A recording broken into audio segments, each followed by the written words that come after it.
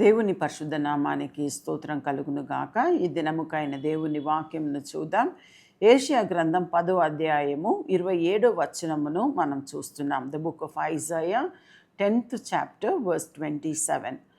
ఆ దినమున మీ భుజము మీద నుండి అతని బరువు తీసివేయబడును, నీ మెడ మీద నుండి అతని కాడి కొట్టివేయబడును, నీవు బలిసినందున ఆ కాడి విరుగగొట్టబడును అని చెప్పి రాయబడి ఉంది.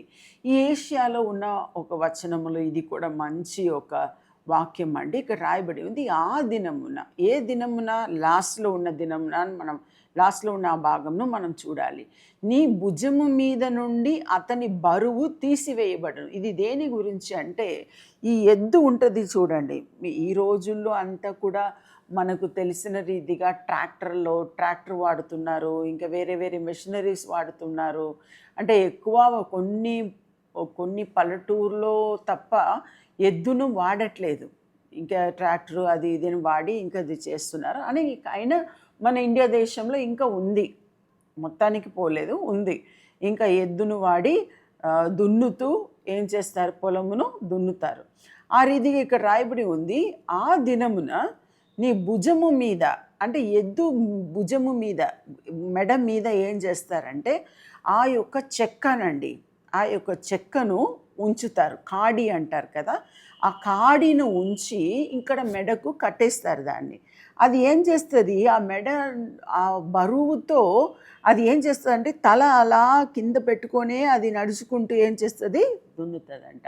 ఇంకా ఆ కాడి తీసిన తర్వాతనే అది ఆహారం తినగలుగుతుంది. ఇంకా ముక్కుకు కూడా ఏం చేసేస్తారు, ముఖానికి కూడా అది ఒక నెట్ లాగా వేసేస్తారు ఏం తినకుండా ఉండడానికి. ఆ రీతిగా ఉంటున్న ఆ ఎద్దుకు అది ఏమిటంటే, ఒక రకంగా చెప్పాలంటే అది బానిసత్వం లాగా ఉంటుంది అది. అందుకే ఇక్కడ రాయబడి ఉంది, ఆ దినమున నీ భుజము మీద నుండి అతని బరువు తీసివేయబడును. అంటే ఇది ఎద్దు గురించే మనం చూస్తున్నాం. అదే రీతిగా మనుషుల జీవితం మీద, మీ మీద ఉన్న బరువును ఏం చేస్తాడంట, తీసివేస్తాడంట దేవుడు. ఇక్కడ రాయబడి ఉంది, నీ మెడ మీద నుండి అతని కాడి కొట్టివేయబడును. అంటే ఎద్దుకు మీద ఉన్న ఆ కాడి ఎలా తీసివేస్తారో అదే రీతిగా మన మెడ మీద ఉన్న బరువుని కూడా ఏం చేస్తారంట, దేవుడు తీసివేస్తాడంట.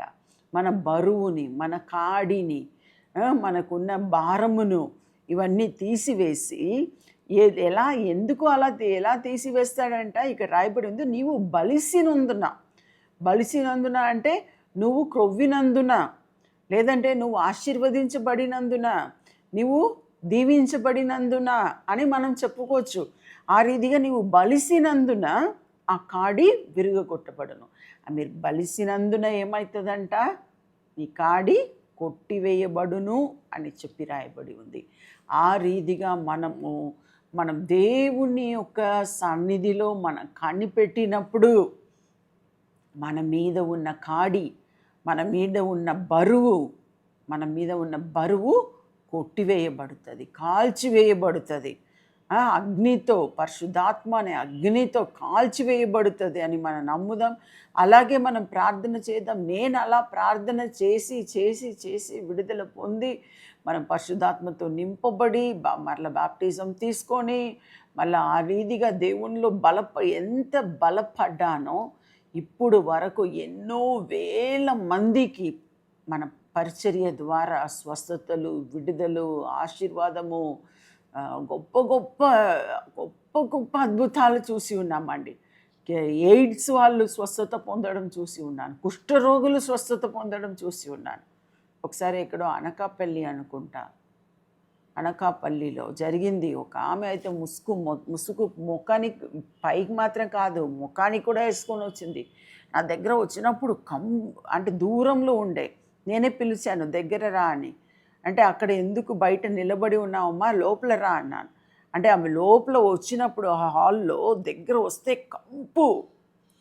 అంటే నేను అన్నాను, సరే ముఖం మీద ఉన్న గుడ్డను తీయను అంటే ముఖం అంతా కుళ్ళిపోయిన ముఖంలాగా ఉండేవండి.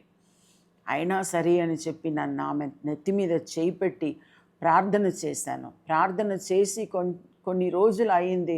తర్వాత ఆ పాస్టర్ నన్ను కాల్ చేసి చెప్పారు, మేడం మీరు ప్రేయర్ చేసి వెళ్ళారు, ఆమె ముఖం మీద ఉన్న ఆ యొక్క కుష్ఠం అంతా పోయింది, ఆమె ముఖం అంతా నార్మల్ ముఖంలాగా ఉంది, ఆ కొంచెం స్కార్స్ మాత్రం ఆమె ముఖంలో ఉంది, ఆమె స్వస్థతను పొందింది అని చెప్పి సాక్ష్యం చెప్పారు. అంటే మన జీవితంలో దేవునికి అసాధ్యమైనది ఏమీ లేదు. మీరు గొడ్రాలుగా ఉన్నారా, లేదంటే మీరు పాపంలో ఉన్నారా, లేదంటే మీరు కష్టంలో ఉన్నారా, ఏదైనా దేవునికి అసాధ్యమైనది ఏమీ లేదని మీరు నమ్మండి, నమ్మి ప్రార్థన చేయండి. మీ జీవితంలో దేవుడు తప్పకుండా మారుస్తాడు. మీ జీవితంలో జయకరంగా మార్చి మీ జీవితంలో గొప్ప కార్యంను చేస్తాడు. మనం ప్రార్థన చేసుకుందాం. ప్రభువా నీకే స్తోత్రం తండ్రి. ఆ దినమున తండ్రి వారి నీ భుజం మీద నుండి అతని బరువు తీసివేయబడును అని చెప్పి వాగ్దానం చేశారు ప్రభువా. ఆ బరువు కొట్టివేయబడుతుంది అని చెప్పి కూడా మీరు అన్నారు ప్రభువా. ఆ రీతిగా ప్రభువా వారు బలిసినందున, వారు ఆశీర్వదించబడినందున, వారు క్రొవ్వినందున తండ్రి వారు దీవించబడినట్లు ప్రభువా, ఎవరెవరు ప్రభువా కష్టంలో ఉన్నారో, నష్టంలో ఉన్నారో, బాధలో ఉన్నారో, వారి బాధను, వారి శ్రమను అన్నిటినీ తొలగించి ప్రభువా మీరు జీవితంలో గొప్ప కార్యమును చేయమని నేను ప్రార్థిస్తున్నాను తండ్రి. ఆశీర్వదించండి ప్రభువా, దీవించండి ప్రభువా, వారికి ఒక గొప్ప కార్యమును చేయమని ప్రార్థిస్తున్నాను తండ్రి. నీకే స్తుతులు, ఘనత, మహిమను చెల్లిస్తూ ఉన్నాను. యేసు నామములో అడిగి ప్రార్థిస్తున్నాం మా తండ్రి, ఆమేన్. ఈ ప్రోగ్రాం మీకు ఆశీర్వాదకరంగా ఉన్నదని మేము నమ్ముతున్నాం. ఫస్ట్ లైక్ చేయండి, తెలిసిన వారు మీ ఫ్రెండ్స్ అందరికీ మీరు షేర్ చేయండి, తర్వాత సబ్స్క్రైబ్ చేయండి.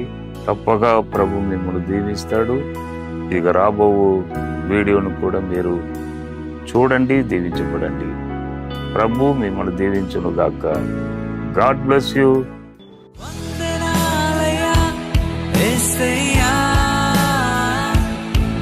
నీ కృప